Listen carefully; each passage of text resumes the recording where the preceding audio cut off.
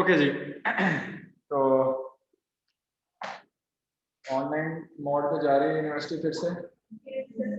Okay good and you are happy I think. No yes सही okay. Sir इसमें थोड़ा सा इश्यूज तो है ऑनलाइन जाने में, लेकिन students okay being a student ऐसी चीज़ें बड़ी अच्छी लगती हैं, तो you guys are happy but still ये एट द एंड ये आप लोगों के लिए शायद इन फ्यूचर थोड़ा प्रॉब्लमेटिक हो सकता है, बिकॉज ये जो 2 सेमेस्टर हैं सारी क्लासेस फोन के लिए होती और फिर ऑनलाइन करके तो हमें यस सॉरी अगेन अगर हमारी सारी क्लासेस ऑन कैंपस होती तो सारे सेमेस्टर और अब आगे ऑनलाइन कर देते तो मेजॉरिटी ऑफ द स्टूडेंट्स को इशू होता। अब जब सबकी है ही ऑनलाइन और हाइब्रिड है, 1 या 2 क्लास हम लोग देंगे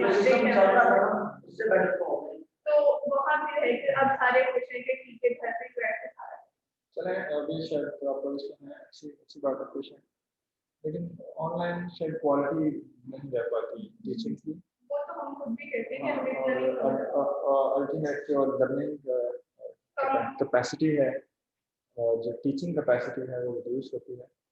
और एनीवेज काफ़ी चीज़ें अडॉप्ट करनी है हमने previous semester and this semester, and कुछ चीज़ें स्मूथ लाइन हो रही हैं, जिस पेंडेमिक है so we have to but during pandemic there are certain issues. उसमें अब आपको थोड़ा असेसमेंट्स के पॉइंट ऑफ व्यू से भी उसमें बच्चे इस बात से बड़े खुश होते हैं कि ऑनलाइन असेसमेंट्स हैं, क्विज़ेस हैं, वो उस टाइम बातें अच्छी लग रही होती है, ultimately in future when we look back into that semester तो फिर उसमें हमें लगता है कि हमने कुछ सीखा नहीं है, अपने स्किल करने के प्रोग्राम में कुछ नहीं सीख पाए। This is very necessary unfortunately and very frankly speaking, being a Pakistani nation we do not have, I don't know why, हम पता नहीं अपने मॉरल वैल्यूज या एथिकल वैल्यूज को कहाँ भूल रहे हैं, कुछ नहीं कहीं पे शो कर रहे थे। तो ऑनलाइन जो असेसमेंट है उसके अंदर बच्चों ने एक साथ बैठ के सॉल्व कर रहे हैं, व्हाट्सएप ग्रुप्स बने हुए हैं, कॉल्स में हैं, काफ़ी थिंग्स आईटी इतनी कॉमन है उसमें, टेक्निक्स हैं। इसी तरह मेट्स में हुआ, मेट्स में फिर वाइवा का ऑप्शन था एक क्लास में, आप प्लीज से पूछे होंगे, तो वाइवा का काफ़ी सख्त करना पड़ा मुझे ये चेक करने के लिए यार कम से कम जिन लोगों ने पढ़ा है उनको तो थोड़ा डिस्क्रिमिनेट कर दिया जाए, जिन्होंने नहीं पढ़ा। तो वाइवा में बड़ी बातें क्लियर हो जाती हैं, तो इवन अगर आपने कोई साथ बैठाया वो भी हो, सामने बैठाया हो, तो फौरी तौर पर जब स्टूडेंट को नहीं आ रहा तो वो फौरी तौर पर जो पहला इंप्रेशन एक्सप्रेशन आता है वो बता देता है। इसमें बहुत सारी चीज़ें जो है उसमें स्मूथ हो जाती है, उसमें एफर्ट ज़्यादा लगती है अल्टीमेट। बहरहाल सिचुएशन ऐसे में वी हैव टू, और अच्छी बात है कि एसओपीज फॉलो करें, प्रोटेक्टेड रहें, और कोविड जो है कोई पता नहीं है उसका किस करवट पे आता है। Anyways, in the last session we discussed about the chemicals that may be used to kill the microorganisms. Actually the topic and chapter हमने start किया हुआ, this chapter is about the control of microorganisms, and we are having a discussion on the control mechanism processes. उसको हमने 2 categories में divide किया था, physical and chemical. और physical पे हमने कैटेगराइजेशन यूज की, उसमें हमने हीटिंग, रेडिएशन, फिल्ट्रेशन वगैरह वगैरह पे बात की। नाउ उसके बाद हमने उसको कुछ केमिकल शेरदिल खान आप थोड़ा अपना उसका ठीक करें, इंटरनेट का आपका कोई इशू है, बाकी लोगों को मेरी आवाज़ का बेहतर जा रही है। ओके, अगर आवाज़ का इशू ज़्यादा होगा तो फिर आप बाद में रिकॉर्डिंग देख लीजिएगा, क्योंकि हमारे एंड से ये सिस्टम ठीक है, ठीक है। तो इसको आप ऐसा करें कि अपना डिस्कनेक्ट करके फिर से ज़रा कनेक्ट करके देखें, it might get better.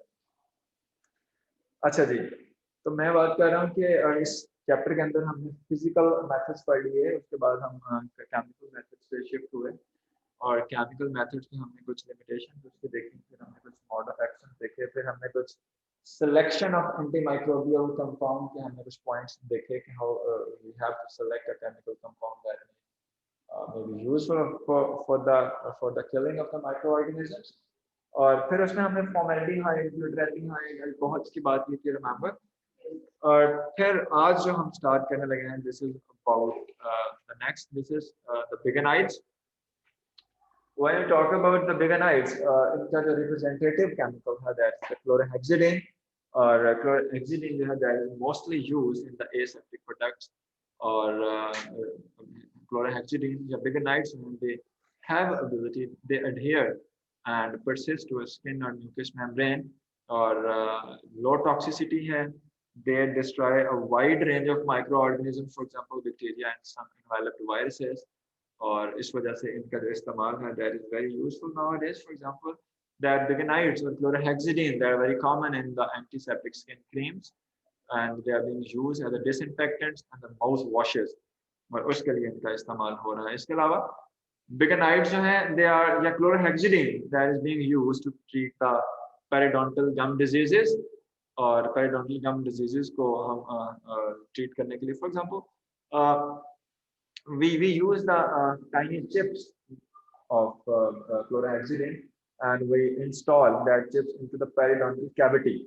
There, these chips slowly release the chlorhexidine, और फिर जो हम वहाँ पे microbial infection है, उसको ये kill करती हैं. So these tiny chips that can be useful and that may be important in this respect. ये हमने एक example पढ़ी है कि how bigenides and chlorhexidine they may be used to kill the microorganisms. Yes. Time span इतने extended, इसको काफी time तक ही रखा जा सकता है. मतलब ये नहीं है कि उसको लगा के अपन निकाल दें. No, it can be installed. ठीक है. हाँ. ओके. उसके बाद जी हमारे पास मजीद इसका जो आगे हम इसको अगर एक्सटेंड करें इसी टॉपिक को, the other chemical weapon that can be used to kill the microorganisms, against the microorganisms, that is the ethylene oxide. और इसमें ethylene oxide, that is a gaseous agent, and that can be used as a sterilizing agent, and that sterilizes all forms of life by reacting with the proteins. चूंकि ये gas है, it has the ability to penetrate down into the materials. और मिसाल के तौर पे the materials they may include fabrics, equipment, implantable devices जैसे कि pacemakers हैं या artificial hips हैं. ये pacemakers क्या होते हैं जी? Yes, heartbeat की pace को maintain रखने के लिए, these are the implants that can be installed here on the heart.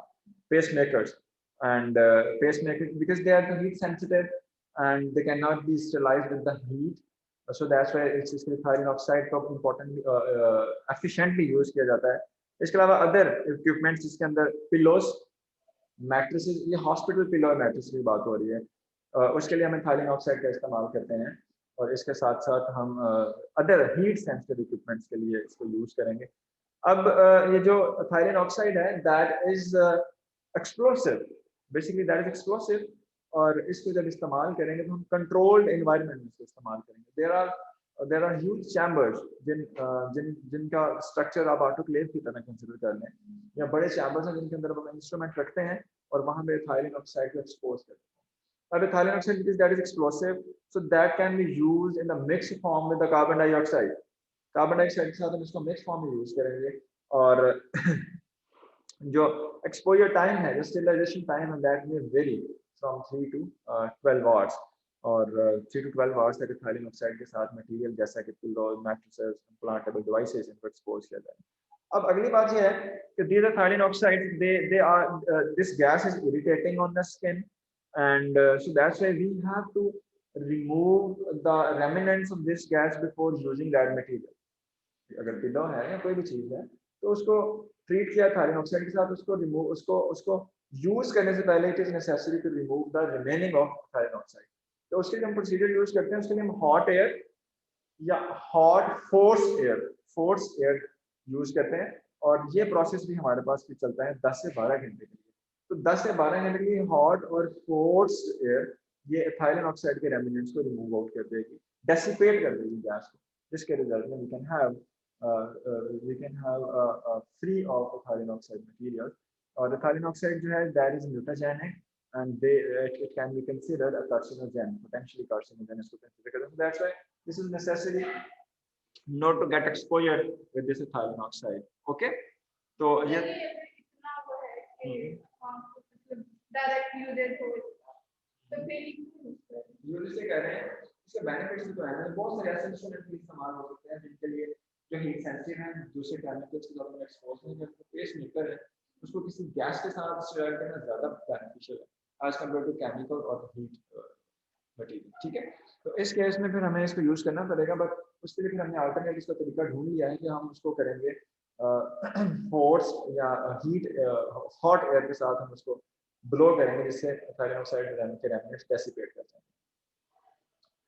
अगला है जी halogens, and when we talk about the halogens कौन कौन से आते हैं इसमें एलिमेंट्स को बता सकते हैं? फ्लोरीन, क्लोरीन, ब्रोमीन, आयोडीन, ठीक है 5। तो इसमें chlorine most important and then bromine in this case sorry bromine में आयोडीन, ये दो जिनका यूजेस काफी ज्यादा है in the control of micro. अब क्लोरीन और आयोडीन का जो मोड ऑफ एक्शन है that is oxidization of protein and some other essential components of the cell. हमने पीछे पढ़ा था अल्कोहल जो है वो प्रोटीन्स की कोएगुलेशन करती है, और यहाँ पे थोड़ा सा देखें प्रोसीजर जो है हैलोजेंस का that is a bit different, that oxidize the proteinaceous content of the microorganisms. अब ये जो इनका स्पेक्ट्रम है हैलोजेंस का that is very wide and that kills all types of the microorganisms and viruses, but मसला सिर्फ ये है कि हैलोजेंस का एक्सपोजर जो है स्किन के लिए इरिटेटिंग है as well as the mucous membranes. When we talk about the mucous membrane, any mucous membrane that may fall in this category, either this is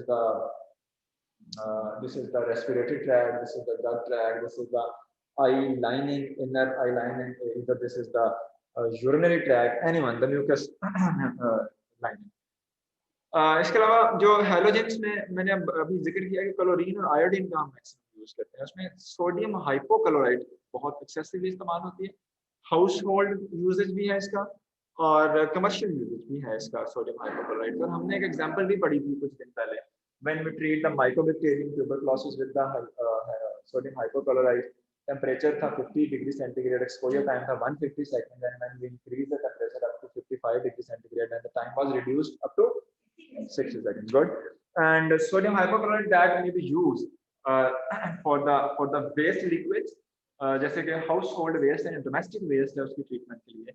इसके अलावा सोडियम हाइपोक्लोराइड जो है that may be used to treat the swimming pool water, इसके अलावा कुछ other instruments and the plain surfaces उसके लिए हम इसका इस्तेमाल कर सकते हैं।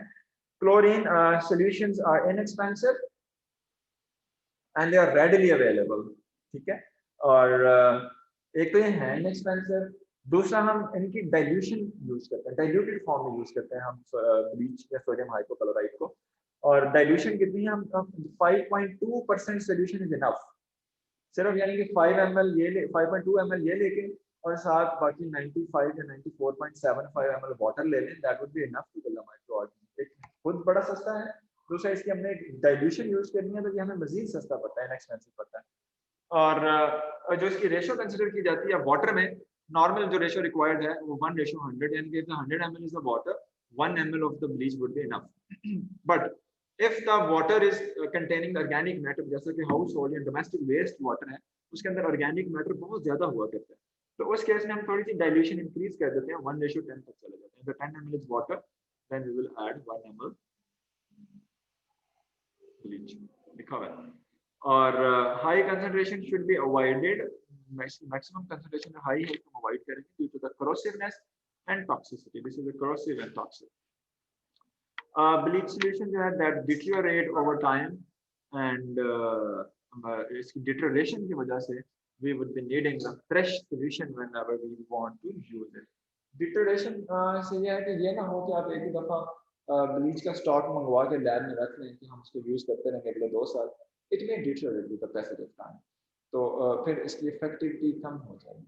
So in that case we should have the fresh solution of the bleach ताकि ये इफेक्टिव हो और ये अपनी मैक्सिमम कैपेसिटी के साथ। Got it? अच्छा, तो this was about the halogens, और इसके साथ साथ हमारे पास जो नेक्स्ट है, this is the chlorine dioxide.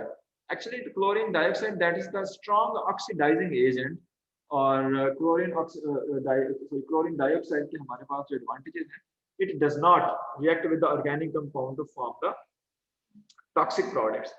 Chlorine इस फॉर्म में क्लोरीन ऑक्साइड है, ऑक्सीजन के साथ बॉन्ड है, so it does not have ability to react with other organic compounds. और जब क्लोरीन ऑर्गेनिक कंपाउंड के साथ रिएक्ट करेगी तो हमारे पास बनते हैं try hello methanes. Try hello methanes जो है these are the toxic compound. So अगर हम क्लोरीन डाइऑक्साइड को यूज करें तो हमारे पास ट्राई हेलो मिथेन्स नहीं बनते। So this is the advantage of this, but problem is that the chlorine dioxide is explosive in the compressed form. Whenever we use this in the compressed form तो ये explosive हो सकती है और शदीद किस्म की explosive हो सकती है, इसका हमारे पास नुकसान है। It is used to treat the drinking water, waste water and the swimming pool को treat करने के लिए इस्तेमाल किया जाता है, इसको क्लोरीनेशन प्रोसेस के लिए। Next one that is iodine. हम अभी पढ़ रहे हैं हेलोजेंस को, उसमें आ गई iodine. Iodine can be use as a disinfectant. और अभी जब हमने अल्कोहल्स पढ़ी थी पिछले सेशन में, तो हमने वहां पढ़ा था कि there are the solutions of alcohol which are called tinctures. और टिंक्चर्स में हमने ये पढ़ा था कि whenever the antimicrobial compounds are dissolved in the alcohol they would be termed as tincture. तो antimicrobial compounds, iodine, if the iodine is dissolved in the alcohol, that will be called a tincture of iodine, or this is efficient but this is irritating to the skin, and ये हमारे पास इसका disadvantage हो सकता है। इसके अलावा iodine के other compounds भी इस्तेमाल हो सकते हैं, which may be termed as iodophore. Iodine is linked to a carrier molecule, and iodophore की definition है कि whenever we link the iodine to the iodophore, and whenever we link the iodine with the carrier molecule, और carrier molecule क्या करेगा तो slowly iodine को release करता रहेगा, so that mixture would be called iodophore. और उसमें हमें यह है कि फौरी तौर पे iodine release होके waste नहीं हो जाएगी, slowly it is being released where we want it. So this is iodophore, और iodophores are not as irritating as the tinctures are, irritating नहीं है। इसमें थोड़ा सा ड्रॉबैक है सुडोमोनास का। सुडोमोनास स्पीशीज जो है they have ability to survive in the concentrated stock of the solution of the iodophors. तो हम आयोडोफोर्स को सुडोमोनास के अगेंस्ट यूज नहीं करते, बिकॉज़ सुडोमोनास आयोडोफोर्स में ग्रो कर सकते हैं, and that is the drawback of it. And due to inadequate level of free iodine, अब सुडोमोनास ग्रो क्यों करता है आयोडोफोर में, वो इस वजह से कि आयोडोफोर्स के साथ आयोडोफोर में आयोडीन के साथ एक कैरियर मॉलिक्यूल अटैच है। कैरियर मॉलिक्यूल स्लोली आयोडीन को रिलीज करेगा। अब वो स्लोली रिलीज कर रहा है, that is not enough to kill the Pseudomonas, so that why Pseudomonas has ability to grow in the slow और in the low concentration of iodine. Okay, this is the drawback of it. और इसी वजह से Pseudomonas अगर किल नहीं हो पाएगा तो सुडोमोनास जो है वो बायोफिल्म्स बनाएगा, और बायोफिल्म जो है ये हमारे लिए भी ज्यादा प्रॉब्लमेटिक है, because biofilms are less permeable to the chemicals. ठीक हो गया जी? यहाँ तक किसी को क्वेश्चन, कोई मसला मसाइल? Yes,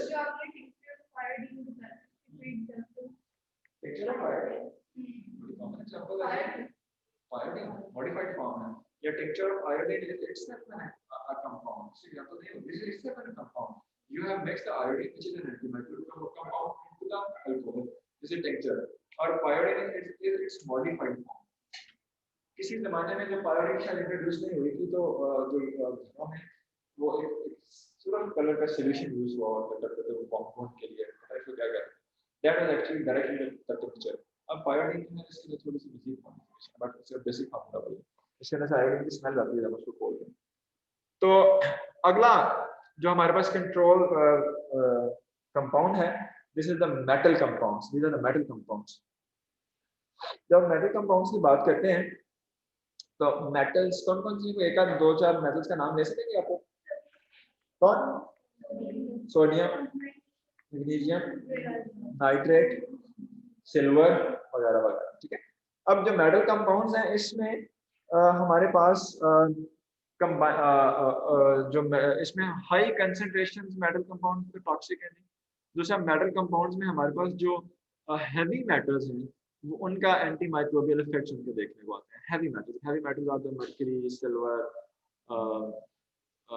cadmium etcetera. ठीक है, but if we use the metals at higher concentration, they are toxic to the human tissues.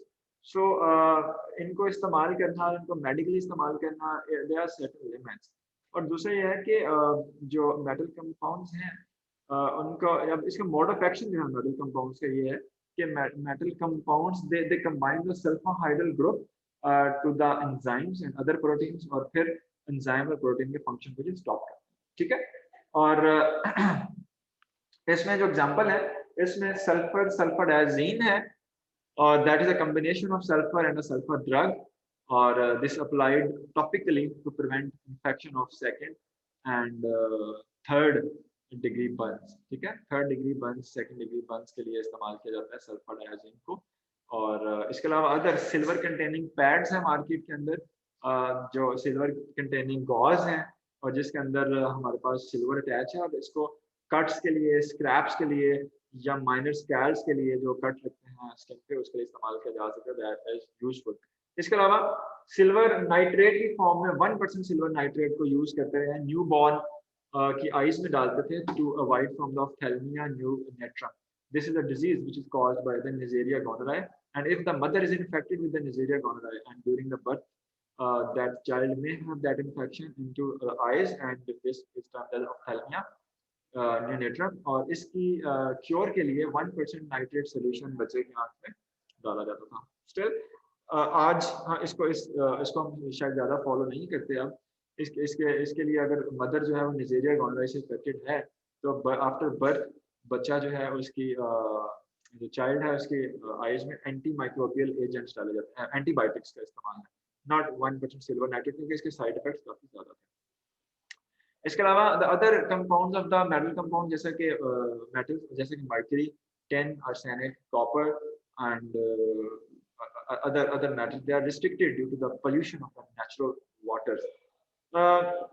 Heavy metal contamination the natural pollution या pollutant के point of view से बहुत इस पे आजकल शोर होगा है और नेचुरल रिसोर्सेज जो हमारे लिए बड़े हम कंटामिनेट कर रहे हैं विद दिस हेवी मेटल्स। और पाकिस्तान के अंदर खासतौर पर जिन एरियाज में लेदर टैनरीज हैं उन लेदर टैनरीज के पॉइंट ऑफ व्यू से दिस इज वेरी हार्मफुल। तो लेदर टैनरीज में हैवी मेटल इस्तेमाल होते हैं जो वेस्ट वाटर के जरिए मूव करती हैं तो उस एरिया के जो नेचुरल वाटर रिसोर्सेज हैं वहाँ तक हैवी मेटल सीप थ्रू कर रहे हैं। तो इस वजह से this is the matter of environmental pollution and that should be avoided. Okay जी, if you guys have any question you may ask. No question. Yes.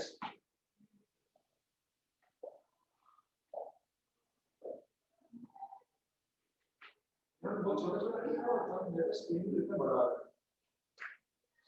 अब हम नजर आ रहा है तो जगह चेंज करने से सामने बैठ के खाली बैठ जाओ तो ऊपर में बैठना। अच्छा चले the next one that is the ozone. Ozone is the unstable form but that is a powerful oxidizing agent। तो ओजोन को ये ऑक्सीडाइजिंग एजेंट है, इसका इस्तेमाल किया जा सकता है माइक्रो ऑर्गेनिज्म के कंट्रोल में। और ओजोन जहाँ पे हमें दैट इज अनस्टेबल जहाँ पे इस्तेमाल करनी है वहाँ पे रेडिली इसको सिंथेसाइज किया जाता है बाय पासिंग द एयर और ऑक्सीजन बिटवीन टू इलेक्ट्रोड्स। तो टू इलेक्ट्रोड्स के दरमियान से अगर एयर या ऑक्सीजन को पास करें तो that will energy into the ozone और फिर उस ओजोन को इस्तेमाल करेंगे for the treatment.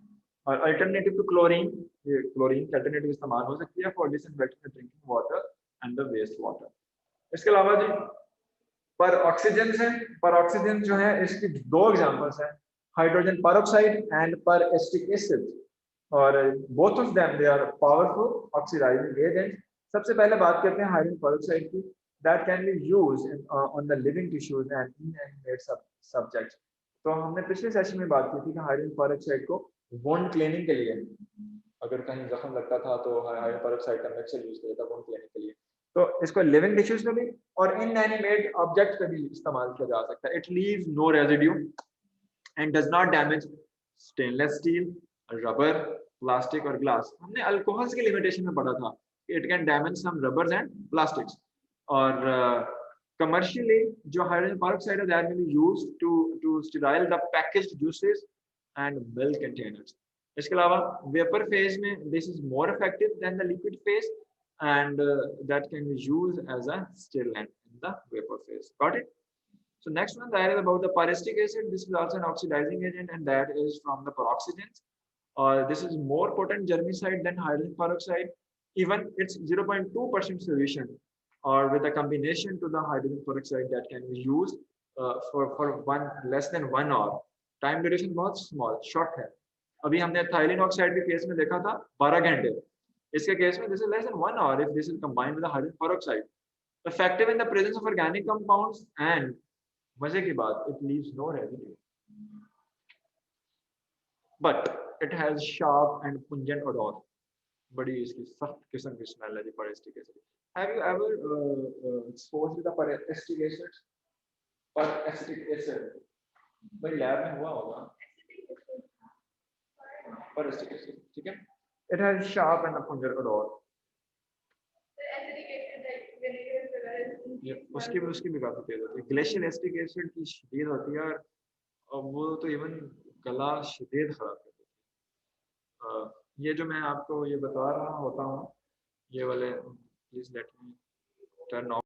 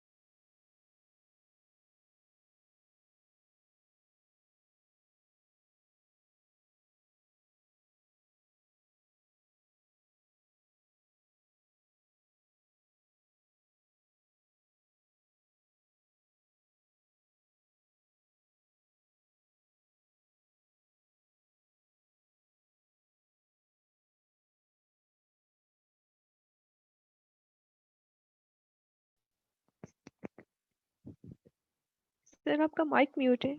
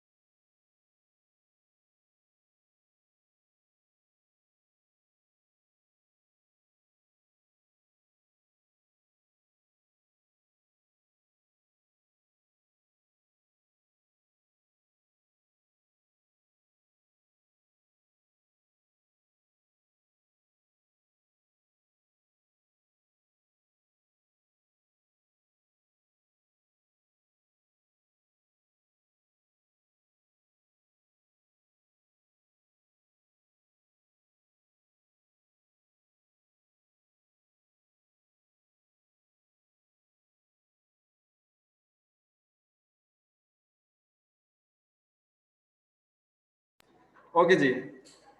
Next is the phenolic compounds. और phenolic compounds we normally use the term phenolics for the phenolic compounds. और phenolic compounds को अगर हम देखें, what happened? Phenolic compounds normally these are the derivatives of the phenol या carbolic acid के नाम से भी इनका इस्तेमाल होता रहा है. Unpleasant odor है और skin irritating है शदीद जो phenolics हैं.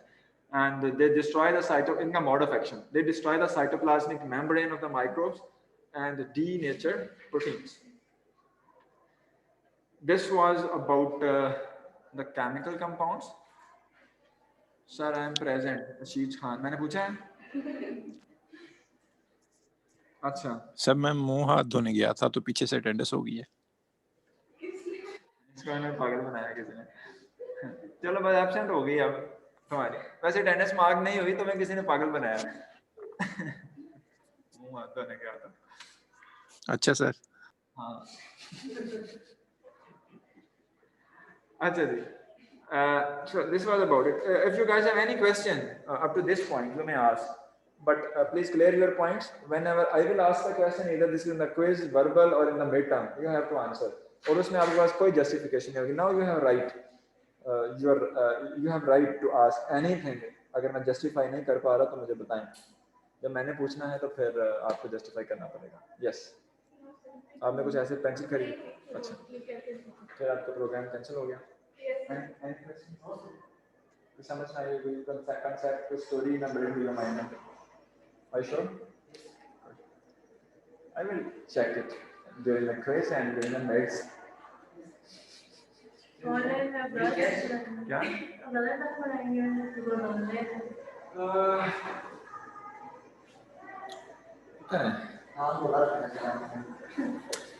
अच्छा, इसमें फिर मैं कुछ भाई 2 मिनट हम ब्रेक ले रहे हैं।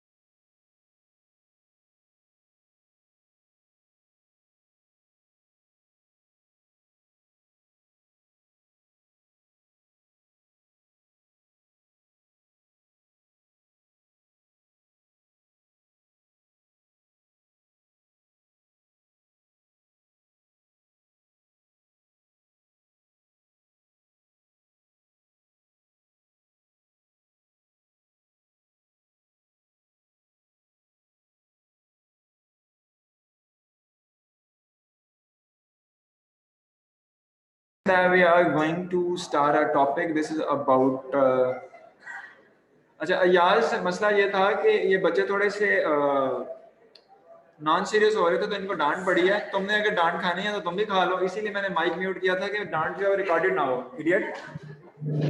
चलो ठीक है सर। ओके, हमने अब पढ़ने लगे हैं। Okay, the next one, that is a mechanism of action for the chemical agents.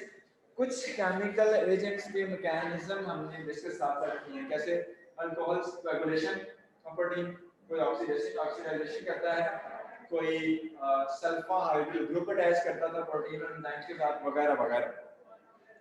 अब डिफरेंट मैकेनिज्म्स हैं, उसमें हम अगर देखें तो अल्टीमेटली ज्यादातर जो एंटी माइक्रोबियल केमिकल्स हैं, दे inhibit, they temporarily denature the proteins or they permanently denature the proteins. And you know that proteins are the enzymes, and proteins are the basic constituents of the cell.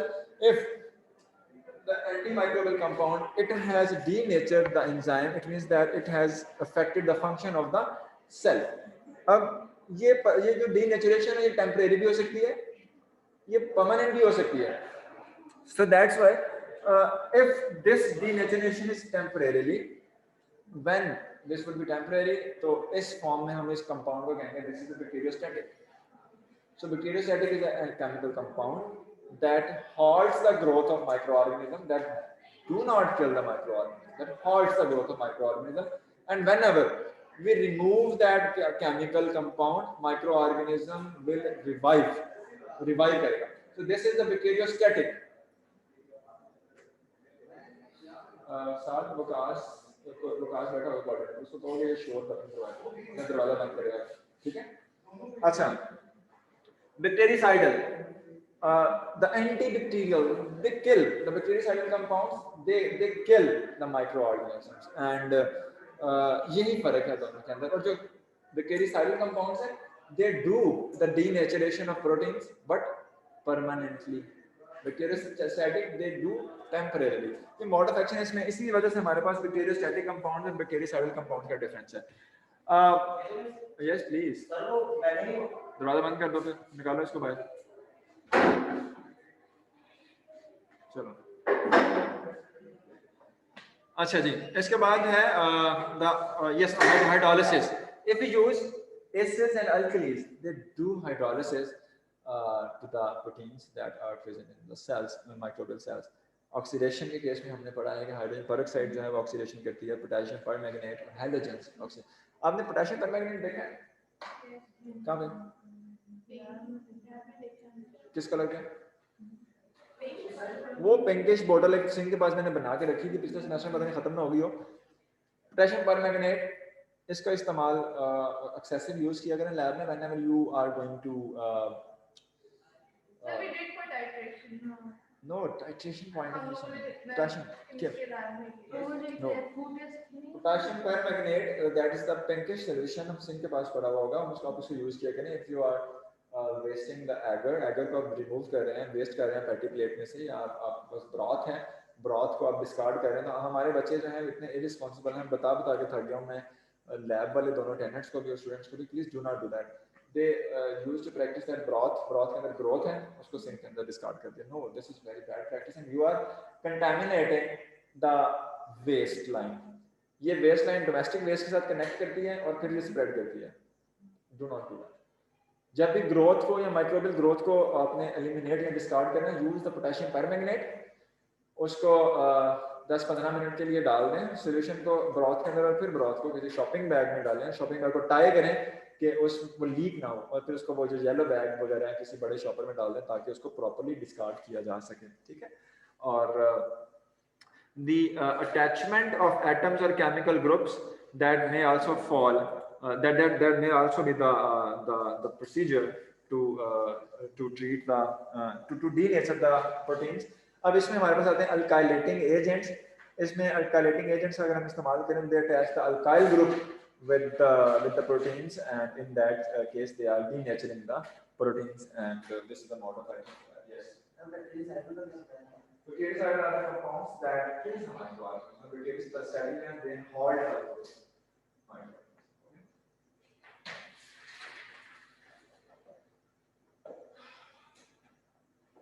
अच्छा जी,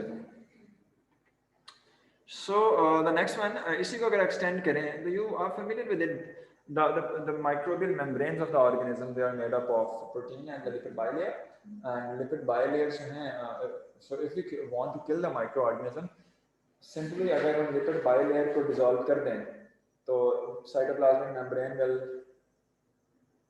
damage हो जाएगी, और उसके result में जो cytoplasmic content है that will remove out, और that could be a strategy to kill the microorganisms. और इसके इसके लिए जो लिपिड बाइलेयर है, you are familiar with it, lipid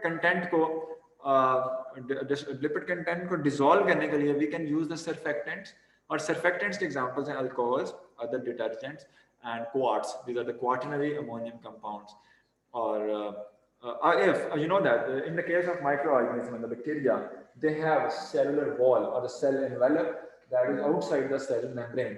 तो मसला ये है कि हम ये सर्फेक्टेंट्स को यूज तो करते हैं, but they cannot reach up to the cell membrane. तो उसके लिए हम साथ में wetting agents का इस्तेमाल करते हैं. Wetting agents are the agents that are helpful to penetrate, helpful to deliver the antimicrobial compound to the cytoplasmic membrane. और ये साइट सेल वॉल से पेनिट्रेशन करवाते हुए जो हमारे पास सर्फेक्टेंट है उसको सेलुलर मेम्ब्रेन तक उसको पेनिट्रेट करवा देंगे। उसके अलावा जी the reaction that affect other cell components, ये हमारे पास मोड ऑफ एक्शन है, nucleic acid and energy producing systems को अफेक्ट किया जाता है, और न्यूक्लिक एसिड सिंथेसिस को अगर स्टॉप किया कर दिया जाएगा तो sales they cannot grow further, because you know that if the nucleic acid application and nucleic acid are destroyed, cells growth will halt and cell will die. और इसके अलावा ATP प्रोड्यूसिंग या एनर्जी प्रोड्यूसिंग सिस्टम जैसे कि ATP हाइड्रोलाइजेज हैं या other ATP producing systems हैं, अगर उसको हम किसी तरह से कर दें डिस्ट्रॉय, तो सेल कैन डाई। ठीक है, तो हमने पढ़े हैं mechanism of action of the chemical agents. This was all about it.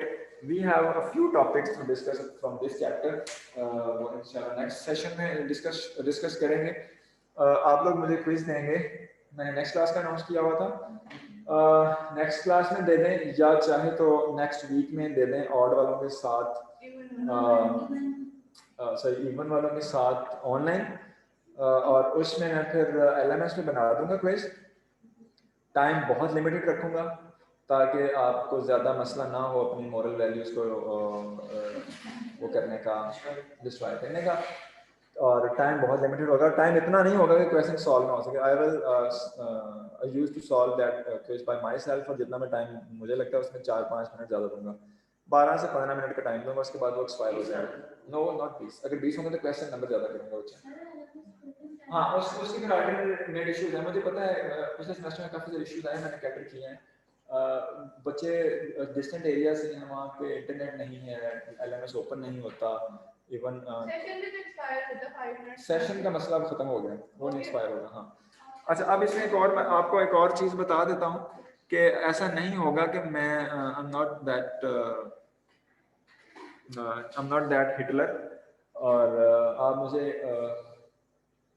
दो काम कर लीजिएगा, LMS के उसमें ऑप्शन रख दूंगा to attach the file quiz में, तो अगर आप उसकी आपकी टाइपिंग स्पीड कम है तो just write the answer on the paper, take snap and attach with that LMS।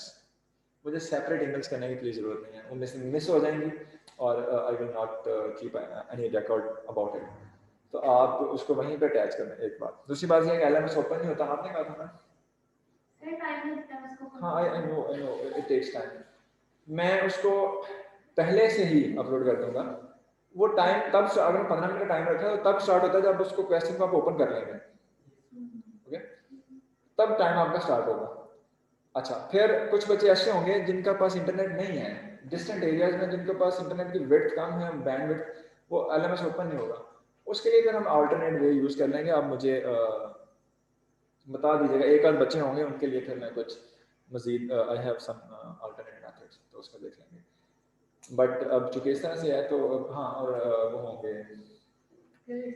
क्या MCQ बेस्ड शायद ना हो, शॉर्ट क्वेश्चंस ही होंगे, ताकि आप एक्सप्रेस कर सकें अपने आंसर और अपना लॉजिक को, और मैं उसको गेस करके नंबर दे सकूं। हाँ, MCQs में तो मुझे बड़ा अच्छा अंदाजा है कि वो उसमें क्या होता है साथ, और इसमें जो पेपर जो है वो डिस्क्रिप्टिव होगा, ये ऑनलाइन है तो ऑनलाइन अच्छा सा पढ़ लीजिएगा। और मैंने क्या बताना था, किसी को कोई मसला जी, किसी ने कोई बात पूछनी हो अभी तक? अच्छा जी, शेरदिल खान कह रहा है कि इसके लिए बहुत सारा थैंक्स सर, गिलगित में एलएमएस ओपन होने से पहले एलएमएस में टाइम खत्म हो जाता है। शेरदिल अली खान आज बड़ा खुश है, इसको क्या है आज? क्लासेस ऑनलाइन होने की वजह से he is very happy today. नहीं, उससे पहले भी इसकी खुशी भरे मैसेजेस आ रहे थे। Good Sherdil, I am not. अच्छा, ओके, जो नेक्स्ट वीक में क्विज होगा, पिछला जो क्विज हुआ था उसके बाद वाला सारा सिलेबस है, एंड प्लीज उसको अच्छे से प्रिपेयर कर लीजिएगा। सिर्फ ये नहीं रहता, और भी रहता है, उससे पिछला भी रहता था। वो पूरा चैप्टर नहीं हुआ था अभी, वो वाला। टर्बिडिटी के बाद से लेके ये वाला जहाँ तक पढ़ा, ऐसे ही है ना? अच्छा चलिए, मैंने लास्ट में जोड़ करना, मैं आज ये कह रहा हूँ कि अब सुन लें मेरी बात ध्यान से, मैं आज ये कह रहा हूँ जी ऑन रिकॉर्ड कि टर्बिडिटी वाले टॉपिक से लेके आज तक जहां तक पढ़ा है इसका क्विज होगा नेक्स्ट वीक। Got it? मुझे पता है ये बच्चे जो हैं वो ये करते हैं, सर सेशन ऑनलाइन होने की वजह से क्या कह रहे हैं? अयाज अपनी बात थोड़ी सी एक्सप्लेन करो, we I am unable to understand. कोई डिफिकल्ट नाम बनाइएगा तो क्यों भाई? सेशन ऑनलाइन हुआ तो क्या हुआ है? स्टूडेंट्स की समझने बूझने की सलाहियत खत्म हो गई अगर सेशन ऑनलाइन हो गया तो? अयाज तुम ना जरा मुझे नजर आओ। सर मैं ये कह रहा हूँ कि सर ऑनलाइन क्लास की वजह से ना क्विज बहुत ज़्यादा कुछ डिफिकल्ट बनाते हैं, तो आप नॉर्मल सा क्विज बनाइएगा सर। जी ठीक है, ओके ओके। पहले वाला मुश्किल था, खुदा का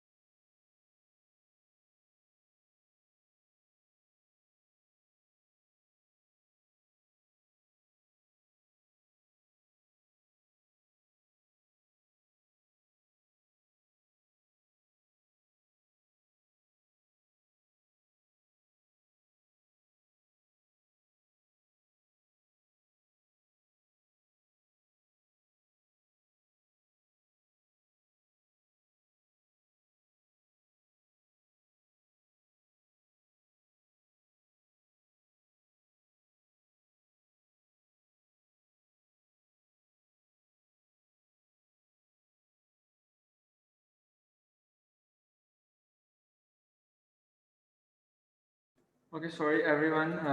This is attendance time now and online पे जा रहे हैं और ऑनलाइन के लिए थोड़ा सा आप लोगों को पुल अप योर सॉक्स और सीरियसनेस थोड़ी ज़्यादा शो करनी पड़ेगी लर्निंग के लिए, अदरवाइज फॉर्मेलिटीज़ अगर पूरी करनी है वो तो होती ही रहेंगी। और इसमें माइक्रोबायोलॉजी में आई विल सजेस्ट कि अगर आप प्रिपरेशन करें विद रिस्पेक्ट टू प्रिपरेशन करें ग्रुप्स में, अपने 3-4 ग्रुप्स बनाएं और उसमें आप डिस्कशन करें तो आपके लिए ज़्यादा बेनिफिट होगा, even in sciences overall. Okay जी, मिस अबीहा बाबर। अबीहा कौन है? अच्छा, मैं अब बच्चों को पहचानना शुरू करूंगा, आधा सेमेस्टर गुजर गया। अशीज नसीम लोधी, अशीज वाज देयर, मुंह दो गया था। और Asma Mohammad Mumtaz, where is she? Sir present, sir present. Okay, Asma Razaq, Atika Iftikhar, Ayesha Tahir, okay, and Bisma Mehboob. नहीं, वो टाइप कर सकते हैं यहाँ पे। Bushra Murtaza, present sir. Okay, Faria Farhan, present sir. Gulnaz Bibi, present sir. Hafiza Javeria Akbar, present. Jannat Haroon, Mahin Zahra, Mohammad Abdullah, Mohammad Naveel Hamza, yes sir. Tania Hafeez, present. Hamid Mahmood, okay, Saad Naeem Khan, Saman Rauf Rame, yes sir. Liaquat, where is she? Okay, and okay, Sherdil Ali Khan, present sir. okay, Syed Tahir Abbas, not here, present sir. Waqar Hussain, present sir. and Zaeem Amjad. Yes sir. Okay जी, all the best. कल इंशाल्लाह class लेंगे and उसके बाद फिर I think online में देखें फिर कैसे चलते हैं आप लोग। सर आसमा रज़ाक प्रेजेंट। आतिका, अब तो अटेंडेंस लग गई बच्चे, ये देखें। चलें अगली क्लास में अटेंडेंस जनरेटर से पहले बताइए, आप बोली क्यों नहीं है जब आपकी अटेंडेंस जब बोल रहा था तब आप बोली क्यों नहीं बच्चे? वे वो यू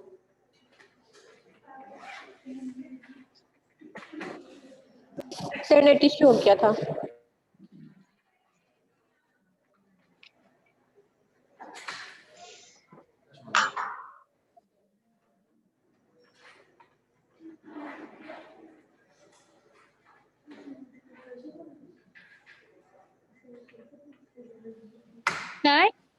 जी जी, आपने हमारी अटेंडेंस तो लगाई नहीं। what you want to say you can type in the chat, your internet connection is very slow। आपने हमारे वाला सेक्शन ऑन किया ही नहीं, जोलॉजी के बच्चों को आपने लगाई ही नहीं है। ओके ओके ओके, अच्छा ये ज़ूलॉजी वाले बच्चे हैं सारे। Chat sir, Ayesha Tahir present बच्चे। अब जब अटेंडेंस हो रही होती है तो फिर बोला करें ना। अय्याज खान, हफ्सा फिरदौस, हफ्सा मुझे आपका नाम याद हो गया। Jannat Rani, present sir. मनाहिल बेग, नाजिश रियाज, वेरी सी, ओके, रिजवानुल्लाह, ये कहाँ चला गया? उम्मे रुबाब, ओके,